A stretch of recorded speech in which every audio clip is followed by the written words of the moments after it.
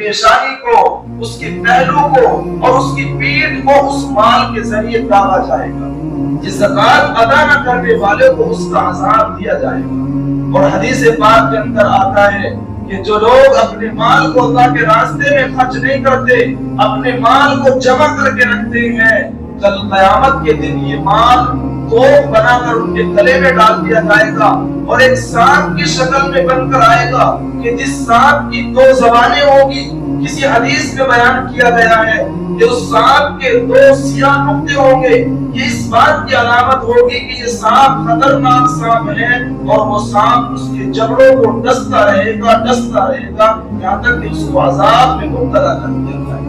کہ اللہ کے نبی علیہ السلام نے سخت وعید سنائی ہے زکات ادا نہ کرنے والوں کے لیے۔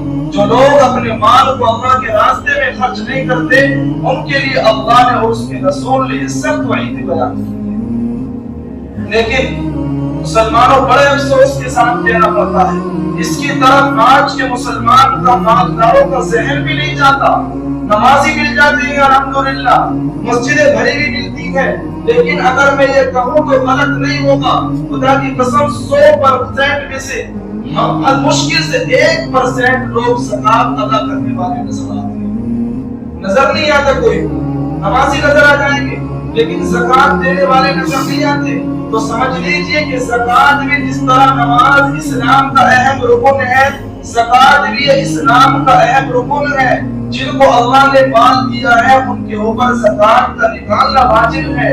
اللہ کے راستے میں ان کے لیے مال کا خرچ کرنا ضروری ہے۔ آج کا مسلمان اور ہماری حالت یہ ہے کہ ہم یہ سمجھتے ہیں کہ اگر ہم زکات نکالیں گے، اللہ کے راہ میں اپنا مال خرچ کریں گے تو ہمیں یہ اندیشہ ہوتا ہے، ہم یہ سوچتے ہیں کہ ہمارے گھر میں کہیں غربت نہ آ جائے، ہمارا مال کہیں کم نہ ہو جائے۔ جبکہ میرے بھائیو، اللہ کے نبی علیہ السلام ارشاد فرما کر گئے ہیں، ما نقصت مال من صدقۃ، کہ صدقہ کرنے سے، اللہ کے راہ میں مال خرچ کرنے سے کبھی کم نہیں ہو سکتا۔ تو کیا اللہ کے نبی کی بات جھوٹی ہو سکتی ہے؟ نہیں ہو سکتی۔ اللہ کے نبی کی زبان سے نکلا ہوا ایک ایک لفظ تو قانون ہے، سچا ہے، کبھی بھی جھوٹا نہیں ہو سکتا، اس میں کوئی شک نہیں ہو سکتا۔ جو اللہ کے نبی کی زبان سے لفظ نکل گیا وہ برحق ہے، وہ سچا ہوگا۔ لیکن مسلمان کیا سمجھتا ہے، مالدار کیا سمجھتا ہے کہ اگر زکات نکال دی، اگر اللہ کے راستے میں اپنا مال خرچ کر دیا تو اسے یہی اندیشہ رہتا ہے کہ میرا مال کم ہو جائے گا، میرا گزارا اور کیسے ہوگا، میرا گھر کیسے چلے گا، یہ اندیشہ رہتا ہے۔ جبکہ ہم سب کے پیارے نبی، ہم